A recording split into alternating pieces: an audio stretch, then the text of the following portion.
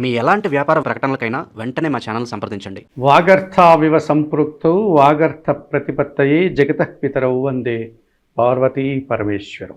జ్యోతిషాభిమానులందరికీ నమస్కారం. 2025 నవంబర్ మాసంలో 12 రాసుల వారికి మాస ఫలితాలు. ఈ నవంబర్ మాసం గురించి మనం మాట్లాడుకునేటప్పుడు నవంబర్ మాసం అన్నటువంటిది కార్తీక మాసంతో ప్రారంభమవుతుంది. నవంబర్ నెల 21 వరకు కార్తీక మాసం ఉంది. ఆ తర్వాత మార్గశిర మాసం ఉంది.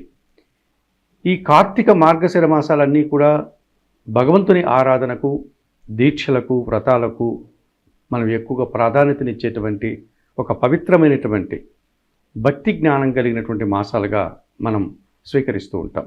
ఈ మాసంలో ఎక్కువగా అయ్యప్ప దీక్షలు, అలాగే శివారాధన, శివదీక్షలు ఇలాంటివన్నీ చేయడానికి అవకాశం ఉంటుంది.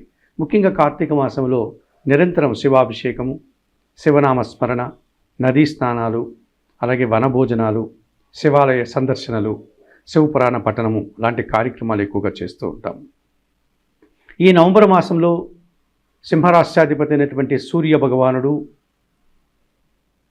నవంబర్ 16 వరకు తులారాశిలో నీచబడి 16 తర్వాత ఆయన వృశ్చిక రాశిలోనికి వెళ్తాడు. అనగా నీచ స్థానం నుంచి అతను బయటపడతాడు. 16 రోజుల వరకు తులారాశిలో సంచరిస్తాడు. 16వ తారీఖు తర్వాత ఆయన వృశ్చిక రాశిలో సంచారాన్ని కొనసాగిస్తాడు. ఇక మేషరాశ్యాధిపతి, వృశ్చిక రాశ్యాధిపతి అయినటువంటి కుజుడు ఈ నవంబర్ మాసమంతా కూడా వృశ్చిక రాశిలో ఆయన సంచారం కొనసాగుతుంది. ఇక మిథున రాశికి, కన్యా రాశికి అధిపతి అయినటువంటి బుధగ్రహం మాత్రం ఈ నెలంతా కూడా ఈ నెల చివరి వరకు వృశ్చిక రాశిలో ఆయన సంచారం కొనసాగుతుంది. మీనరాశ్యాధిపతి, ధనుస్సు రాశ్యాధిపతి అయినటువంటి దేవగురువు కర్కాటక రాశిలో అతిచార రీత్యా ఉచ్చస్థానంలో ఈ నెలంతా ఆయన సంచారం కొనసాగుతుంది. వృషభ రాశ్యాధిపతి, తులారాశ్యాధిపతి అయినటువంటి శుక్రుడు, రాక్షస గురువు అయినటువంటి ఈ శుక్రుడు తులారాశిలోనే ఈ నవంబర్ మాసం అంతా కూడా ఆయన సంచారాన్ని కొనసాగిస్తాడు. అలాగే శని భగవానుడు మకర కుంభరాశులకి అధిపతి అయినటువంటి శని భగవానుడు మీనరాశిలో సంచరిస్తున్నాడు. ఈ నెలలో కూడా ఆయన మీనరాశిలోనే సంచారం కొనసాగుతుంది. ఎప్పట్లాగే కుంభరాశిలో రాహువు, సింహరాశిలో కేతువు సంచారం కొనసాగుతోంది. ఈ రకంగా గ్రహ సంచారాలు నవంబర్ మాసంలో ఉన్నాయి. మరి ఈ పవిత్రమైనటువంటి ఈ నవంబర్ మాసంలో 12 రాశుల్లో ముందుగా మేషరాశి వారు. ఈ మేషరాశి వారికి 3 గ్రహాలు నవంబర్ మాసంలో అనుకూలంగా ఉన్నాయి. ఇందులో ప్రధానంగా తృతీయ షష్టాధిపతి అయినటువంటి బుధుడు ఈ నవంబర్ నెలంతా కూడా అష్టమ భావంలో వృశ్చిక రాశిలో సంచరిస్తాడు. ఈ రకంగా బుధుడు అష్టమ భావంలో సంచరించడం వల్ల జనసాకారం బాగుంటుంది, వ్యాపార అభివృద్ధి బాగుంటుంది, నూతన వ్యాపారాలు ప్రారంభించుకోవడానికి మేషరాశి వారికి అనుకూల వాతావరణం కనిపిస్తుంది. బ్యాంకు లావాదేవీలు కానీ లేకపోతే ఇతరత్ర ఆర్థికపరమైనటువంటి విషయాలు మీకు అనుకూలంగా ఉంటున్నాయి. ఏవైనా పోటీల్లో అనగా వ్యాపార సంబంధమైనటువంటి పోటీల్లో మీరు తప్పనిసరిగా మీదైనటువంటి శైలిలో విజయాలను సాధించుకుంటారు.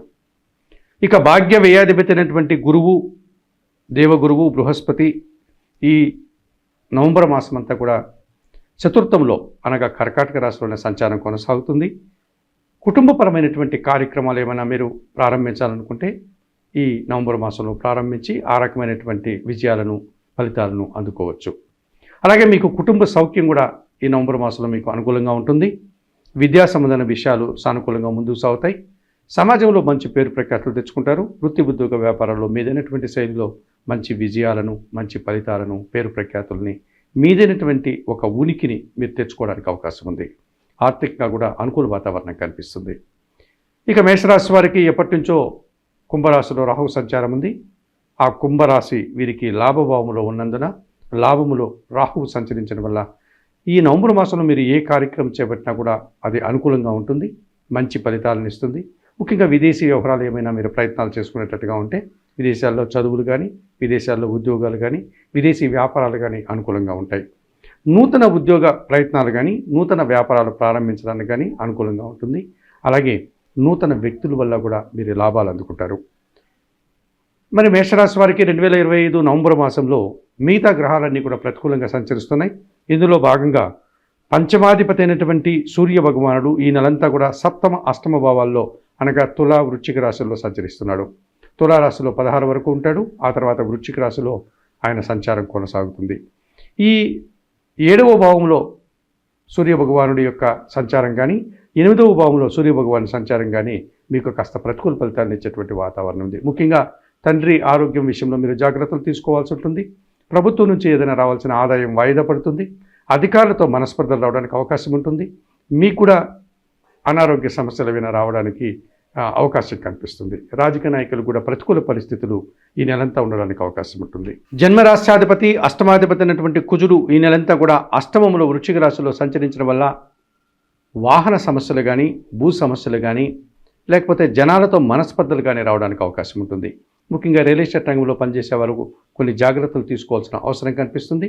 అలాగే వ్యవసాయ రంగంలో పనిచేసే వారికి కూడా ప్రతికూల ఫలితాలు కనిపిస్తుంది. ముఖ్యంగా ఏవైనా వివాదాలు కానీ మనుషులతో మనస్పర్ధలు కానీ రావడానికి అవకాశం ఉంది. ఆత్మీయులతో మాట్లాడేటప్పుడు ఆచితూచి మాట్లాడండి. కాస్త సన్మార్గ భావనతో ఒక రకమైనటువంటి సహజ సిద్ధమైనటువంటి శాంత స్వభావంతో మాట్లాడడం వల్ల మీరు సమస్యల నుంచి బయటికి రావడానికి అవకాశం ఉంటుంది. లేకపోతే అనవసరమైనటువంటి అపార్థాలు తద్వారా వచ్చేటువంటి మనస్పర్ధలు అభిప్రాయ భేదాలకు అవకాశం కనిపిస్తుంది. ఇక ద్వితీయ సప్తమాధిపతి అయినటువంటి శుక్రుడు ఈ నవంబర్ మాసం అంతా కూడా సప్తమ భావంలో తులారాశిలో సంచరించడం వల్ల మీ మాటల వల్ల స్త్రీలతో అపార్థాలు రావడానికి అవకాశం ఉంది. స్త్రీలతో మనస్పర్ధలు రావడానికి అవకాశం ఉంది. ఇంటా బయట కూడా స్త్రీల విషయంలో కాస్త జాగ్రత్తలు తీసుకొని మాట్లాడండి. అలాగే స్త్రీలతో కలిసి పనిచేసేటప్పుడు కూడా మీరు కొన్ని జాగ్రత్తలు తీసుకోవాల్సిన అవసరం కనిపిస్తుంది. లేకపోతే చిన్న చిన్న అభిప్రాయ భేదాలకి అవకాశం కనిపిస్తుంది. ఇక దశమ లాభాధిపతి అయినటువంటి శని భగవానుడు మేషరాశి వారికి ఎప్పటి నుంచో ఆయన వ్యయంలో ఉన్నాడు. ఏలినాడు శని ప్రారంభమైంది. ఈ కారణం చేత ఈయన వ్యయములో మీనరాశిలో సంచరించడం వల్ల వృత్తి ఉద్యోగ వ్యాపార వ్యవసాయ రంగాల్లో పనిభారం పెరిగే సూచన కనిపిస్తుంది. ముఖ్యంగా వ్యవసాయ రంగంలో పనిచేసే వారికి పూర్తిగా ప్రతికూల ఫలితాలు రావడానికి అవకాశం ఉంది. అలాగే పంచమంలో కేతువు ఎప్పటి నుంచో సంచరిస్తున్నాడు. ఈయన కూడా కాస్త నిరాశని కలిగించేటువంటి వాతావరణం ఉంది. మరి మేషరాశి వారు తప్పనిసరిగా ఈ నవంబర్ మాసంలో నిత్య గణపతి ఆరాధన చేయండి. శనీశ్వర దర్శనం చేసుకోండి. అలాగే మహాలక్ష్మి అమ్మవారిని సందర్శించండి.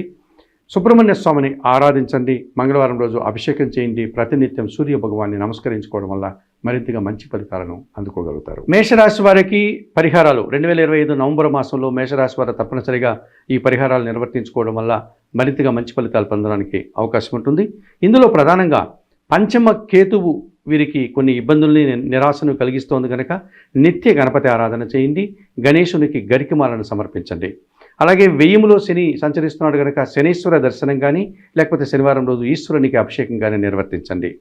అలాగే సప్తమంలో శుక్ర సంచారం ఉంది కనుక మీరు తప్పనిసరిగా శుక్రవారం రోజు మహాలక్ష్మీదేవిని సందర్శించి అమ్మవారికి ధూపదీప నైవేద్యాలతో పూజాది కార్యక్రమాలు నిర్వర్తించండి. కనకదార స్తోత్రం చదువుకోండి. ఇక అష్టమ కుజదోషం ఉంది కనుక మంగళవారం రోజు సుబ్రహ్మణ్య స్వామి దర్శనం, సుబ్రహ్మణ్య స్వామికి అభిషేకం, కందిపప్పు దానం చేయడం వల్ల మీరు మంచి ఫలితాలు పొందడానికి అవకాశం ఉంటుంది. అలాగే సప్తమ అష్టమ భావాల్లో సూర్య భగవానుడు ఉన్నాడు కనుక ప్రతినిత్యం ఉదయాన్నే నిద్రలేసి సూర్య భగవానికి దర్శించి నమస్కరించుకోండి. సూర్య భగవానికి ప్రీతికరమైనటువంటి గోధుమలు కానీ గోధుమ పిండి కానీ కుటుంబంలో పనిచేసే పని వారికి దానం చేయడం వల్ల మరింతగా మంచి ఫలితాలను ఈ నవంబర్ మాసంలో మేషరాశి వారు అందుకోగలుగుతారు.